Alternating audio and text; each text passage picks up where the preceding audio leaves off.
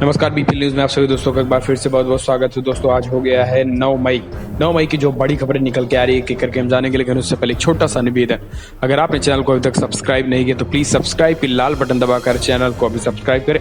पहली जो बड़ी खबर निकल के आ रही है दोस्तों वो है आजमगढ़ से आ रही है। आजमगढ़ में अखिलेश और मायावती ने कर दिया है बड़ा ऐलान। जी हाँ, दरअसल हम आपको बता दें कि कल आजमगढ़ में अखिलेश और मायावती की संयुक्त रैली थी, जिसके बाद माना जा रहा है कि जो बचा खुचा जो अभी तक भारतीय जनता पार्टी मोदी के नाम पर, प्रधानमंत्री मोदी के नाम पर जो निरहुआ को वोट भी मिलने वाला था, वो कल अखिलेश और माया की इस संयुक्त रैली ने पूरी तरीके से दलित और मुस्लिम, यादव, कई और जातियों के समीकरण को पूरी तरीके से बना दिया है। बात करें हम सपा सुप्रीमो मुलायम सिंह यादव की, तो माना जा रहा है कि आजमगढ़ में उनका विकास हावी है, लेकिन अखिलेश यादव और मायावती संयुक्त रैली थी तो आजमगढ़ में भारतीय जनता पार्टी मोदी सरकार पर निशाना न साधा जाए ये हो नहीं सकता था। जी हाँ, दरअसल हम आपको बता दें कि आजमगढ़ लोकसभा सीट पर कल अखिलेश और मायावती पहुंचे और लगातार भारतीय जनता पार्टी की मोदी सरकार पर जबरदस्त निशाना साधा। इसके साथ ही उन्होंने निरहुआ पर भी निशाना साधा।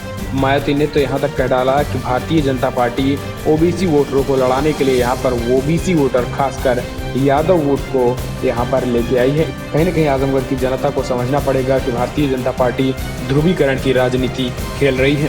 आजमगढ़ की जनसभा को संबोधित करते हुए बसपा मुखिया मायावती ने आजमगढ़ में अखिलेश यादव के साथ ही लालगंज से बसपा की महिला प्रत्याशी संगीता आजाद को भी जिताने की अपील की। कहा है कि आजमगढ़ सदर लोकसभा सीट से वोट डालो राज करो की नीति के तहत निरहुआ को प्रत्याशी बनाया गया है। मुझे अपने कार्यकर्ताओं पर भरोसा है, आप सभी अखिलेश यादव को यहाँ से जिताएंगे। प्रदेश में 5 चरणों के वोट पड़ चुके हैं, जिसकी अच्छी रिपोर्ट गठबंधन के पक्ष में मिल रही है। इस बार के चुनाव में नमो नमो से छुट्टी होने वाली है। मायावती के साथ अखिलेश यादव ने भी पूरी तरीके से आजमगढ़ की जनता को संबोधित करते हुए पहले तो जिस तरीके से खचाखच भीड़ थी, इसका अभिवादन अखिलेश यादव ने कुछ अनोखे अंदाज से स्वीकार किया। उसके बाद जब भीड़ देखकर अखिलेश यादव खुश हो गए तो उन्होंने भी प्रधानमंत्री मोदी योगी पर जबरदस्त बरसे। अखिलेश यादव ने कहा कि इतनी गर्मी में लोग भूखे प्यासे यहाँ सुनने आए हैं, यह क्रांति की बयार है और इसमें बड़ा बदलाव होगा। 2019 की इस लोकसभा चुनाव में चौकीदार ठोकीदार को हटाने की ये चुनाव है और 2019 में हम नया प्रधानमंत्री बनाएंगे और नया प्रधानमंत्री होगा तो नया देश और नया विकास भी होगा। ऐसे में इस बार बदलाव कीजिए। आजमगढ़ की जनता एक बार हमें सांसद पहुंचाए तो वहां पर भी हम आजमगढ़ के लिए और ढेर सारी चीजें करने वाले हैं। तो कहीं न कहीं अखिलेश और मायावती की आजमगढ़ की संयुक्त रैली में जबरदस्त प्रधानमंत्री मोदी पर, योगी पर और बीजेपी के तमाम नेताओं सहित निरहुआ पर भी जबरदस्त निशाना साधा गया। इसके साथ ही हम आपको बता दें दोस्तों कि अखिलेश यादव भारी संख्या में भीड़ देखकर कल आजमगढ़ में काफी गदगद दिखाई दिए। अगली जो बड़ी खबर निकल के आ रही है दोस्तों यह है भारतीय जनता पार्टी के नेता अनुपम खेर से जुड़ी हुई। जी हाँ, दरअसल दोस्तों अनुपम खेर एक बार फिर से अपनी पत्नी के लिए वोट मांगने पहुंचे तो दुकान वाले ने पूछा कि आपने 5 सालों में क्या किया। हाथ जोड़े खड़े होने के बाद तुरंत अनुपम खेर सुनते ही तुरंत वहां से चलते बने दिखाई दिए। जी हाँ, दरअसल बॉलीवुड एक्टर अनुपम खेर इन दिनों चुनाव प्रचार अभियान के लिए चंडीगढ़ में मौजूद हैं। चंडीगढ़ में वो किरण खेर के लिए वोट मांग रहे हैं। वह चंडीगढ़ की गलियों में घूम घूम प्रचार करते नजर आ रहे हैं। इसी दौरान अनुपम खेर के सामने ऐसी परिस्थिति हो गई कि वो निशब्द हो गए। इस घटना का वीडियो सोशल मीडिया पर खूब शेयर किया जा रहा है। वीडियो में अनुपम खेर जब वोट मांगने के लिए एक दुकान में पहुंचे, दुकान में मौजूद शख्स ने अनुपम खेर से सवाल दाग दिया। दुकानदार के हाथ में बीजेपी का 2014 चुनाव का मैनिफेस्टो था। बीजेपी की घोषणा पत्र को दिखाते हुए दुकानदार ने अनुपम खेर से पूछा कि क्या आप बता सकते हैं कि बीजेपी ने जो वादे किए थे उनमें से 5 सालों में कितना पूरा किया है। अनुपम खेर की इतना सुनते ही पूरी तरीके से उनकी हवाई उड़ गई और तुरंत ही वहां से चलते बने। तो कहीं न कहीं ये वीडियो पूरे तरीके से सोशल मीडिया पे वायरल हो रहा है और लगातार अनुपम खेर की खूब खिल्ली भी उड़ाई जा रही है, क्योंकि माना जा रहा है कि जो बीजेपी के कैंडिडेट नहीं हैं, जो बीजेपी के कार्यकर्ता नहीं हैं, वो बीजेपी की तरफ से वोट मांगने गए हैं तो 5 साल में बीजेपी ने क्या किया ये भी गिनाते चलें। और इसी को लेकर लगातार अनुपम खेर पर जबरदस्त निशाना भी साधा जा रहा है। अगली जो बड़ी खबर निकल के आ रही है दोस्तों वो अपोजिशन से रिलेटेड है। दरअसल लोकसभा चुनाव के बाद राष्ट्रपति से गुहार लगाने की योजना में है विपक्ष। आखिर किस बात की गुहार लगाने वाला है तो हम आपको बताते हैं। दरअसल दोस्तों हम आपको बता दें कि 2019 लोकसभा चुनाव के बाद अभी से ही विपक्ष राष्ट्रपति के पास अभी से जाने के लिए ये तैयारियां कर ली हैं कि जो सिंगल लार्जेस्ट पार्टी होगी उसको बहुमत न मिले। दरअसल अपोजिशन पार्टियां राष्ट्रपति के लिए इसलिए जाने वाली हैं क्योंकि उनका कहना है कि सिंगल लार्जेस्ट पार्टी जो सबसे ज्यादा मत पाए उसको सरकार बनाने के लिए पहले ना बुलाया जाए, क्योंकि भारतीय जनता पार्टी माना जा रहा है कि सब सिंगल लार्जेस्ट पार्टी होगी, लेकिन वो पूर्ण बहुमत में पूरी तरीके से नहीं होगी। ऐसे में जो प्रधानमंत्री पद के लिए बहुमत सिद्ध करे उनको राष्ट्रपति सबसे पहले आमंत्रित करे। जी हाँ, दरअसल केंद्र में बीजेपी की सरकार का विरोध कर रहे 21 राजनीतिक दल एक समर्थन पत्र पर हस्ताक्षर करने की योजना बना रहे हैं। उनका कहना है कि लोकसभा चुनाव के परिणाम आने के बाद वे वैकल्पिक सरकार के लिए गठन के लिए राष्ट्रपति को विपक्षी पार्टियों के समर्थन की पत्र देने को तैयार रहेंगे। सूत्रों का मानना है कि इस असामान्य कदम का कारण ये सुनिश्चित करना है ताकि राष्ट्रपति चुनाव में सबसे बड़ी पार्टी के रूप में उभरी किसी पार्टी को सिंगल लार्जेस्ट पार्टी का क्षेत्रीय दलों और गठबंधन को तोड़ने का प्रयास करने का मौका न दे। ये कदम क्षेत्रीय दलों में फूट पड़ने से रोकने के लिए है। आपको बता दें कि लोकसभा में 543 निर्वाचित सदस्य होते हैं, जिनमें से बहुमत के लिए 274 सांसदों की जरूरत होती है। 2014 के लोकसभा चुनाव में भाजपा ने 282 सीटों के साथ बहुमत हासिल किया था। वहीं एनडीए की संयुक्त ताकत लोकसभा में 336 सीटों वाली थी, लेकिन इस बार माना जा रहा है कि किसी को भी बहुमत मिलता नहीं दिखाई दे रहा है। ऐसे में अगर बीजेपी कुछ ज्यादा सीटें मिलती है तो बीजेपी को राष्ट्रपति महोदय सबसे पहले बहुमत सिद्ध करने के लिए ना बुलाएं, क्योंकि इससे भारतीय जनता पार्टी क्षेत्रीय दलों को तोड़ने का प्रयास करती है।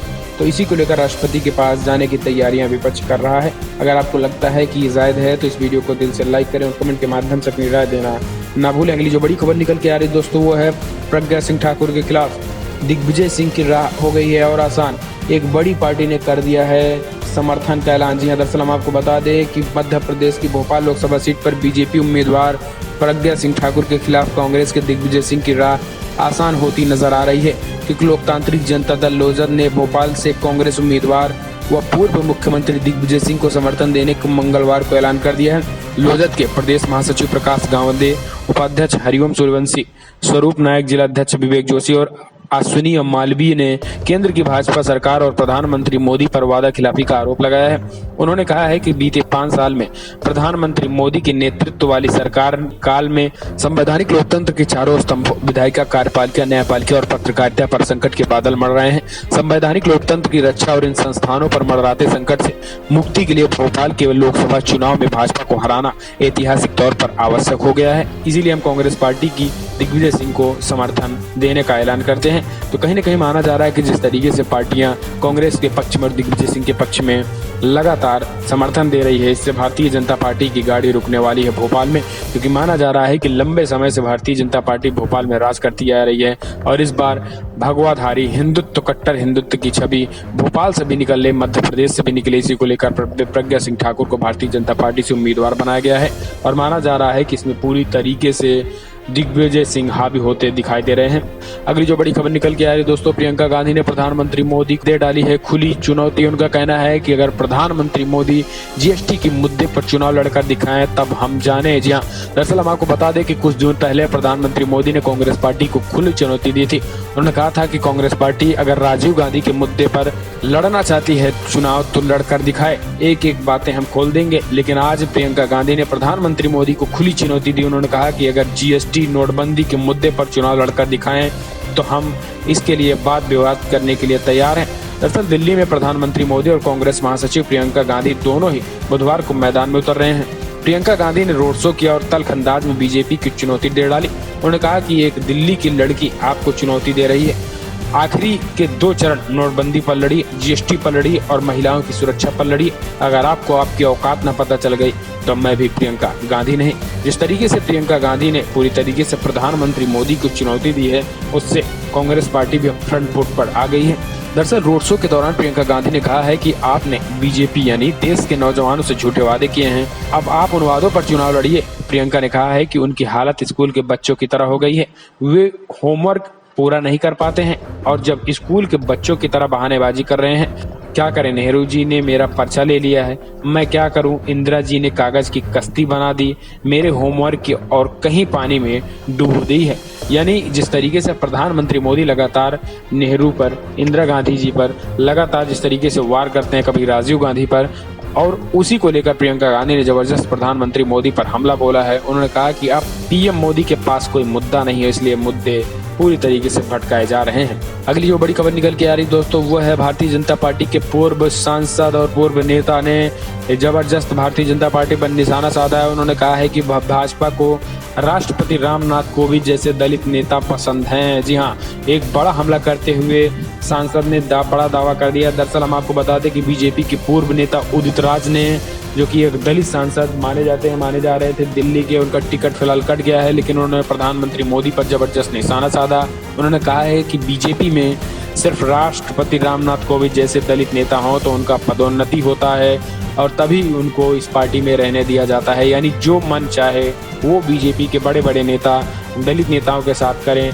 तभी यहाँ पर टिकना संभव है। तो एक बड़ा हमला बोल दिया उदित राज ने भारतीय जनता पार्टी पर एक बार फिर। जी हाँ, हम आपको बता दें, इस समय कांग्रेस पार्टी ज्वाइन कर चुके उदित राज ने पटना में मंगलवार को भारतीय जनता पार्टी पर निशाना साधते हुए कहा है कि भाजपा को राष्ट्रपति रामनाथ कोविंद जैसा ही दलित चाहिए। उन्होंने राष्ट्रपति पर भी आरोप लगाया, कहा कि वो दलित होने के बावजूद उन्होंने दलितों के लिए कोई काम नहीं किया है। हाल ही में भाजपा छोड़कर कांग्रेस में आए उदित राज ने एक संवाददाता सम्मेलन में कहा है कि मैं गूंगा बहरा नहीं हूँ जो भाजपा के शीर्ष नेताओं को बर्दाश्त कर सकूं।